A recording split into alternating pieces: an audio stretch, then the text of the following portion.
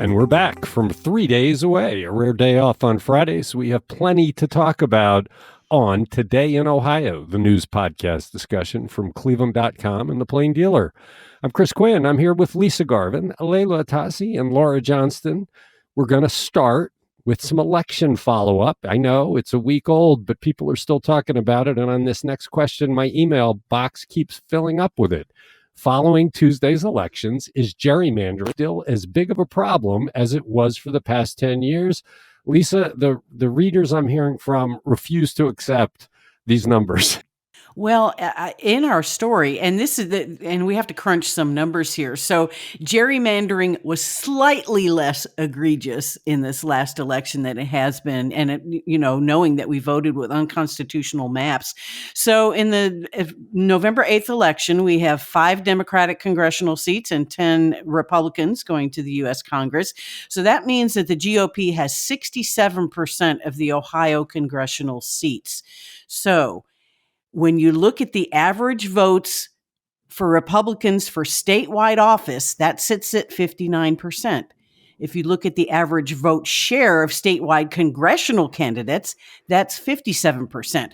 So that's an 8 to 10 point difference between that and the actual seats that they hold. This is the smallest gap in at least 10 years. If you look back at the 2010s, the GOP had 12 of 16 congressional seats, 75%, and the average vote of the statewide candidates, 56%, and the average vote share for congressional candidates was 56%. So that was a 19% difference. So we went from 19% gap to an 8 to 10 point gap.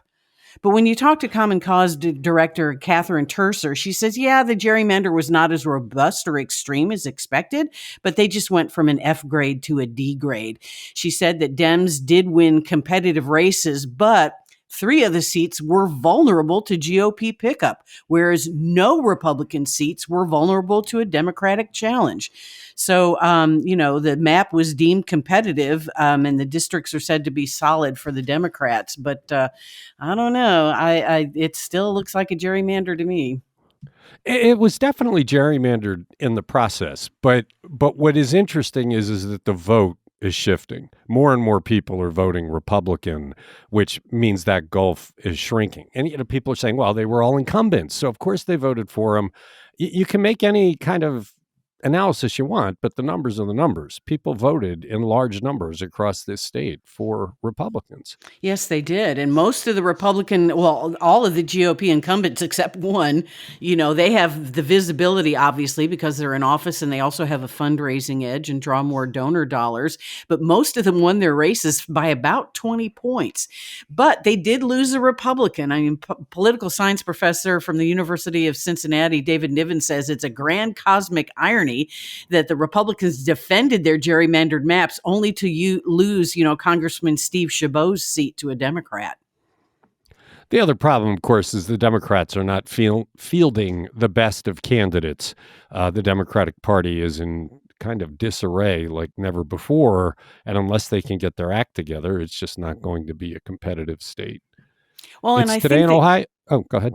No, I was just going to say, I think when I sat through all the endorsement interviews this last fall, is that so many of the Democratic candidates, well, they're running, they'd never run for office before, and they're trying to be a senator or a lawmaker. So there's a lot of inexperience in the pipeline there. Indeed. It's Today in Ohio. Why is it so politically incorrect to dress chimpanzees in costumes that American Greetings is dropping any cards that feature images of the simian? And Laura, you were off on Thursday. I had to go in and talk to our publisher president, Brad Hartman, and he asked, what are you guys talking about in the newsroom? And I said, Brad, we just had a conversation about whether it would be appropriate to illustrate a story with a picture of a chimp in a costume. And it was kind of hotly debated. That was the kind of day it was that you missed. I am sorry I missed that conversation. Anytime we talk about animals in the newsroom, I feel like it's a good discussion. I have to say, this was not on my radar at all as a problem because no one's arguing that these chimpanzees on the cards were mistreated. But PETA first brought this up with American Greetings in 2008. And the issue is that the images are demeaning because they suggest the species is thriving, when in fact, chimpanzees are on the International Union of the Conservation of Nature's list of endangered species. That's happened since 1996. So if you have photos of them in human clothing, wearing party hats, smiling or holding hands with a human, people think they're doing great. And it increases the likelihood that people would want them as a pet.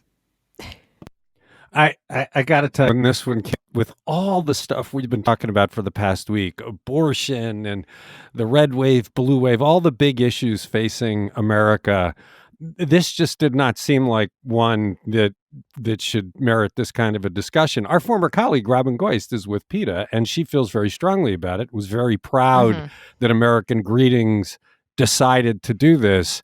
And we ultimately decided online not to run a photo of a chimpanzee in a costume because we figured we'd get hate mail if we did. But what are we coming to? We've talked about how we seem to be moving too quickly in America in embracing some strange ideas. This feels like one of those to me. I actually was even writing like my notes for this, and I was like, can we say chimp anymore? Or it's like that too, demeaning to the chimpanzees. Honestly, I was actually wondering that, like, is it politically correct? But now it hasn't been this big hubbub lately about this. They've been asking for this for years. I guess they rescued the chimpanzee who's been on the cards. His name is Connor, and it's usually the same chimpanzee, and they rescued him, but now they're saying they're pulling all the other cards of other chimpanzees, and I guess now they're going to put some pressure on Hallmark to stop, because Hallmark still got these kind of cards. When this first came up, I didn't know what the issue was. I'd never heard of this before, and I couldn't believe we were actually having a conversation about it. I was like, okay, but for Halloween, which we just passed, everybody was posting pictures of their dogs and cats dressed in ridiculous costumes. Why is that okay, but not the chimpanzees? And it's because the chimpanzees are endangered. Right. It's just, yeah. My dog wore a donut collar around his neck. Like, he hated it. But yeah, golden retrievers are not endangered. Can I just say the cards with a chimpanzee wearing an outfit? I mean, that's the lamest form of humor anyway. Yeah, yes, that's true. Yes. Is anyone going to defend that we still need these cards out there? No. No, they were dumb. They were really dumb. Go get your dog card with a party hat, right? Like, you could sell a lot more dogs and cats wearing. Of course, yeah, people love that stuff. But yeah, every time you see one of those, you pass it right by. There's so many other options. Chimps and clothes, not funny. It's stupid. All right. So all things aside, that's the reason you should stop. It's not really funny. It's Today in Ohio. It was big news when the former Cuyahoga County Jail director was sentenced to jail himself for mismanaging the Cuyahoga lockup. He finished his sentence long ago, but now his conviction has been thrown out. Layla, what's up? Well, Ken Mills served 9 months at the Portage County Jail for 2 counts, each of dereliction of duty and falsification. And like you said, he's been out of jail for a while now. But a divided 3-judge panel of the 8th Ohio District Court of Appeals ruled that Mills deserves a new trial because the judge at his original trial wrongly allowed the jury to hear testimony that several inmates had died during or shortly after Mills's time there. And the judges said Mills was denied a fair trial because special prosecutors with the Ohio Attorney General's office didn't charge him with any crimes related to the deaths, despite making that kind of a focus of their case. And the judges thought one of the most egregious examples of this was when prosecutors presented to jurors a photo of an inmate hunched over on the floor minutes before he died. The panel felt prosecutors used that photo simply to inflame and improperly influence the jury. One of the judges wrote in a dissent that she believed the evidence was admissible because Mills was charged with failing to provide adequate shelter and medical care to inmates, so she felt the deaths were relevant to making that case. But the judges, they did all agree that there was sufficient evidence to convict Mills apart from those deaths. So he will get a new trial, and prosecutors can, decide if they're going to plan on trying again here. What's the point of retrying him, though? He's already served a penalty, so you're just going through it to set the record Well, don't you? straight, I I mean, guess? with something like this, when you want the charge to stick, I mean, you want the conviction to be upheld. You don't you don't want him to walk away from it. But he didn't walk away. He spent 9 months in jail. I know, but if he already. doesn't I have the don't know. conviction on his record, then that's it's really a loss for the state. No. I don't know. What's the point of the justice system? Is it to punish wrongdoers, which has happened, or is it to set the record straight? What? Look, we all know the jail was a mess. We know that he wasn't a competent jail manager. We've documented that. Adam Faris and Courtney Astolfi did incredible work laying that all out. The whole world knows he's terrible. And he did give up 9 months of his life. So to go through the expense of a trial on both sides just to say, well, the conviction sticks, it seems like a little bit Well, of I a also waste wonder of bureaucratic if prosecutors take another bite at this apple and they don't have those deaths to draw upon to kind of give it that extra punch. Are they worried at all that he's going to be exonerated? In that case, then it's at least here, if they walk away from it, he'll still live on under the cloud of what happened, but if they try it again and he gets acquitted because they couldn't use those deaths in their making their case, then it's a different outcome. Yeah, I don't know. It'll be interesting to see what they do because he did his time. I guess if he gets convicted, he could get a longer sentence and he could go do more time, but we'll see. It's Today in Ohio. When we publish stories about sports gambling, I hear from a handful of readers who are offended. They think gambling is a vice, even if it's legal. Is that the generally held opinion in Northeast Ohio, Lisa? No, it is not. According to the Baldwin Wallace University poll that cleveland.com and the Plain Dealer commissioned on a variety of topics, they found that 61% were in favor of legal sports betting, only 20% were opposed, and only 7% of them were strongly against it, and about 19% were unsure. So if you take a look at the demographics, you're more likely to support gambling if you're a Republican, a man, and you make between $50,000 and $99,000 a year.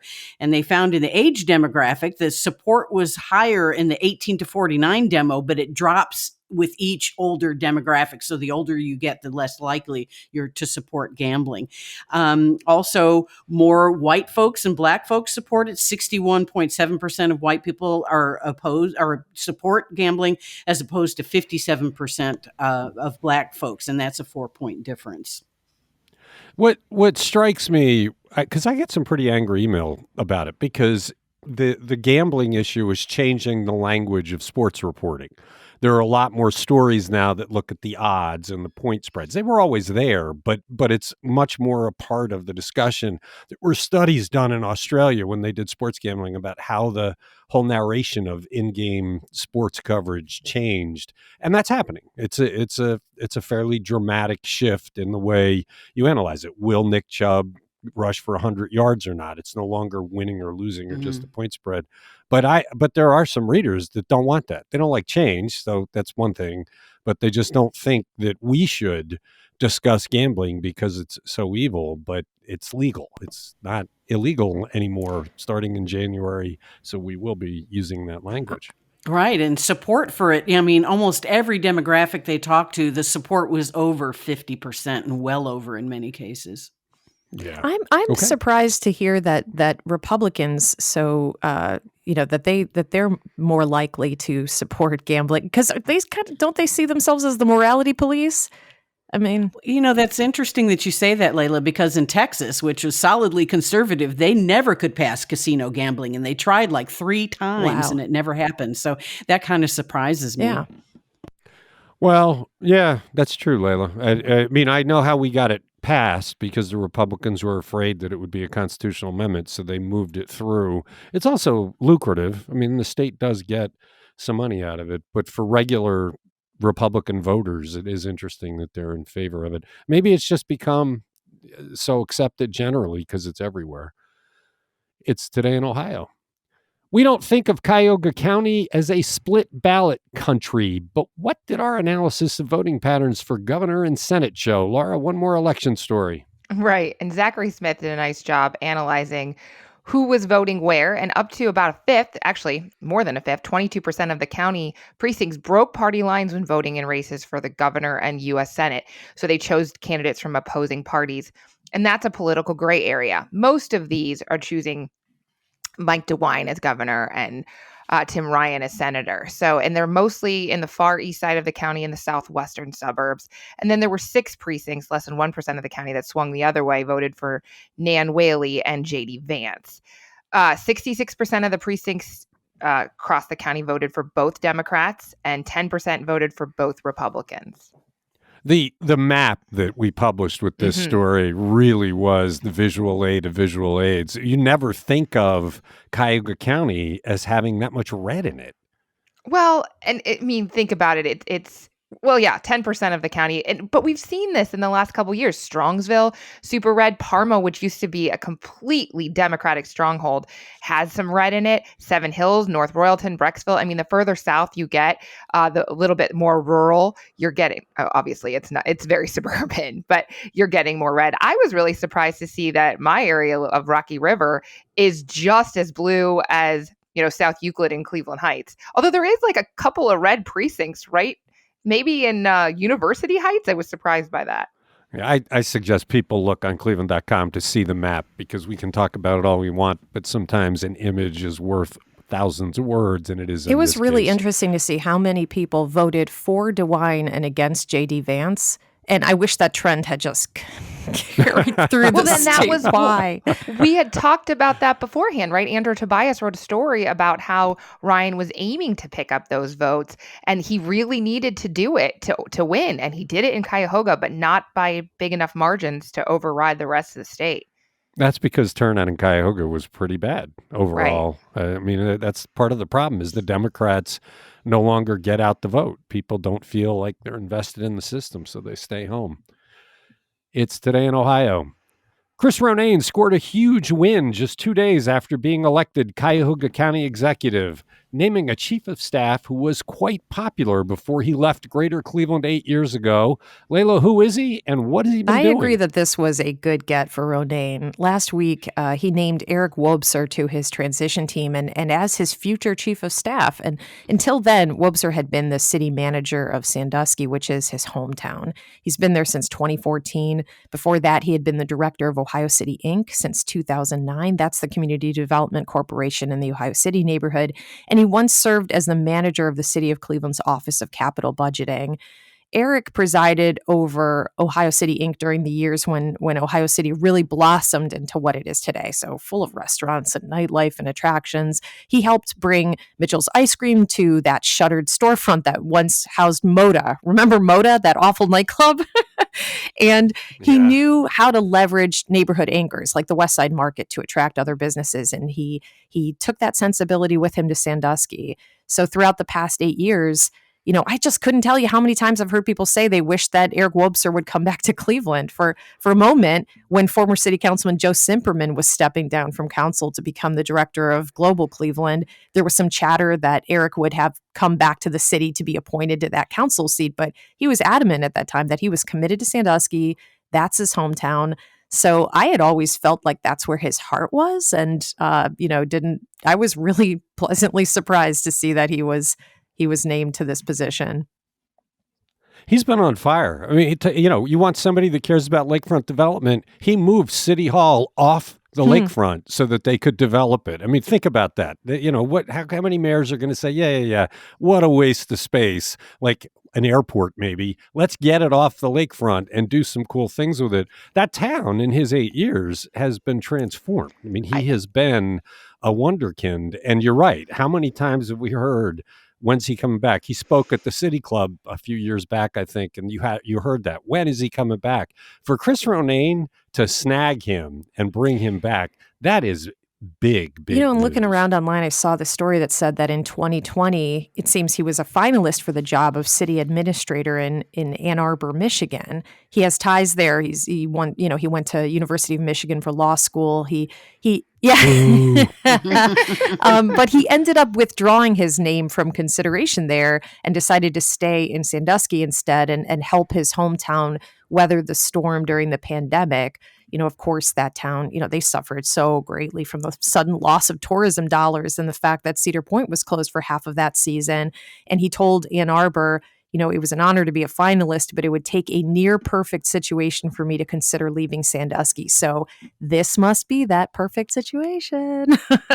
I find it interesting that he gave notice about a month ago, well before Chris Ronayne won the election. I think he might have been confident. I got to meet with him when I was doing Rock the Lake and spent a day going around downtown Sandusky. We actually threw axes together at their axe throwing bar and looked at all the development they were doing in the new city hall they were building. And I was super impressed with everything he's been able to accomplish in Sandusky. And if he's able to bring that kind of passion and just efficiency to Cuyahoga County, then we are in for great And he things. really has a public service spirit. I was reading that during hard times in Sandusky, he voluntarily gave back, part of his salary to help the budget. And, when do you hear of that happening? Instead, we've heard of city council members in some cities voting to give themselves raises when they got with ARPA money. So, geez. Okay. Yeah, it's a big get. Let's see what else Chris Ronayne does. He's off to a good start. It's Today in Ohio. People in the Parma City School District simply refuse to approve new taxes, rejecting the latest proposal last Tuesday. That leaves the district in a jam, Lisa. How will the superintendent address it? Well, there's a lot of things that aren't going to happen. And Superintendent Charles Smilek says he's not sure that we won't go before voters again. So issue 9 was on the ballot in Parma. It was a $3.95 million bond issue for Parma schools. It failed for the third time in 3 years. Out of 36,359 votes cast, 52.4% opposed the bond issue. He said, Smilek said he thought we had a good, strong campaign, but they didn't change enough minds. This levy would have cost $11.53 a month for a $100,000 home. So what happens is immediate. They will not be building the new $194 million high school that would have served the entire school district. They will also lose $79 million in matching funds from the Ohio Facilities Construction Commission. And he said that their consolidation of the district will continue. There is planning underway to close and demolish Parma High School and Redwood Elementary.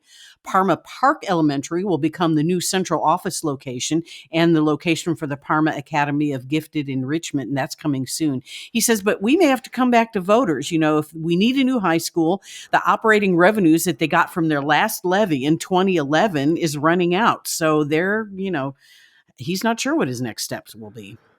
The idea that you just keep coming back just rubs me the wrong way. You ought to have a moratorium. If voters go to the polls and say no, shouldn't you get a year before you have to address it again? The will of the voters should matter. But if they just keep coming back, and often they'll try and do it in a special election when there's low turnout or something to cook the books a bit. It's just, if the voters don't want to have the tax, you got to figure it out.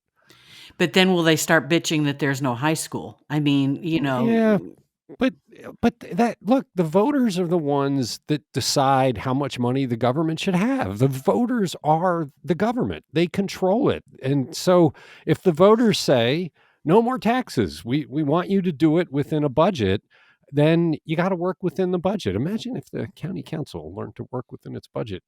It's an interesting exercise, but to repeatedly come back, it's just, I don't know.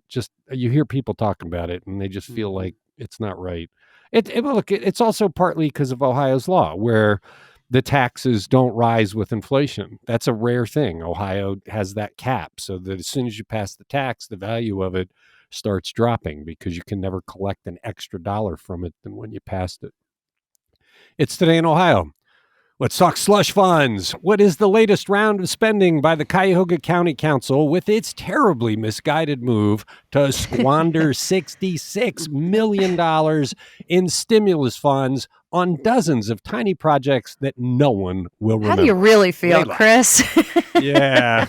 Well, this week we saw County Council pass another $2.6 million in proposed spending. More than half of it, about $1.5 million, will be used to demolish the Brook Park Memorial Elementary School and replace it with a retention pond. You know, because when you think of all the transformational uses of this kind of once-in-a-lifetime money, you think retention pond, right?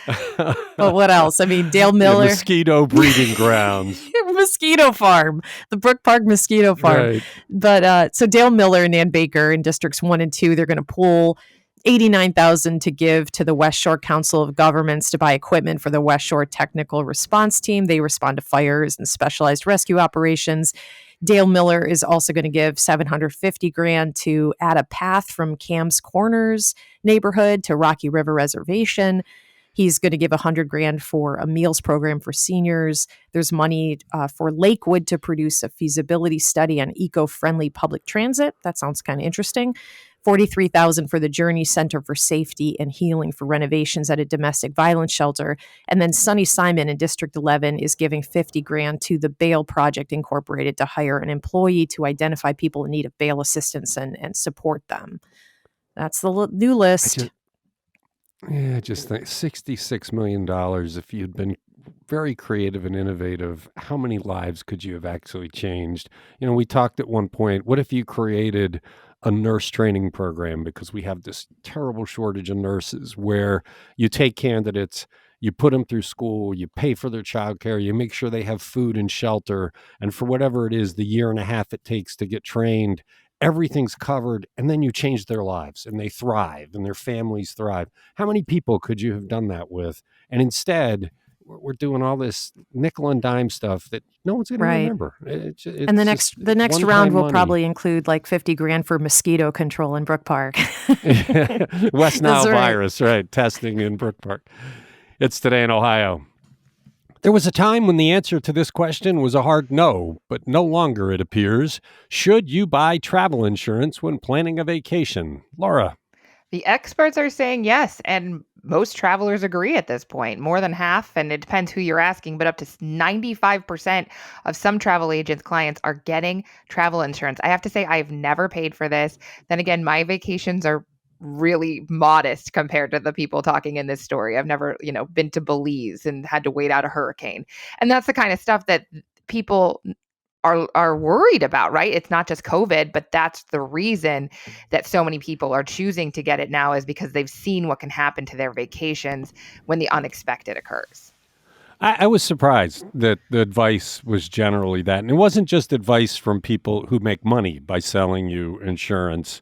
It was from people that have seen vacations dissolve away and people lose quite a bit of cash because of it. But what a dramatic turnaround because of the COVID Can I years. say, I have looked at those insurance policies every single time we've planned any kind of trip, and they all feel like, I'm pretty sure they say that the policy will kick in if the place where you are needs to be evacuated, which is a pretty high bar. I mean, you have to be really in the eye of the storm if you...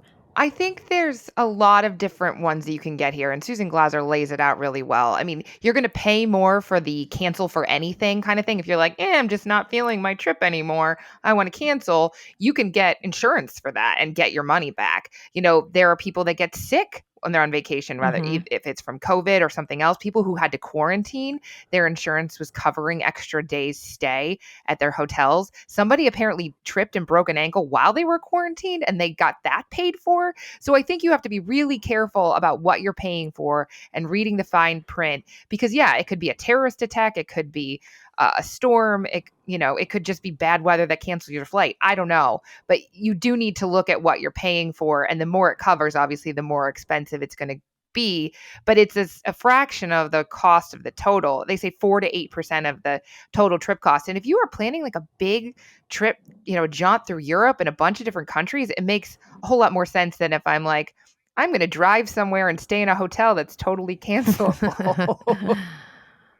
Yeah, I do notice, though, that there are times where you see our readers writing letters about how they had a hard time getting reimbursed. I think there's something to what Layla's saying about you really need to look at what you're covered for. Like if you have a death in the family and have to come back for a funeral, does that count? Things like that. But it's a good story by Susan Glaser. Check it out on cleveland.com.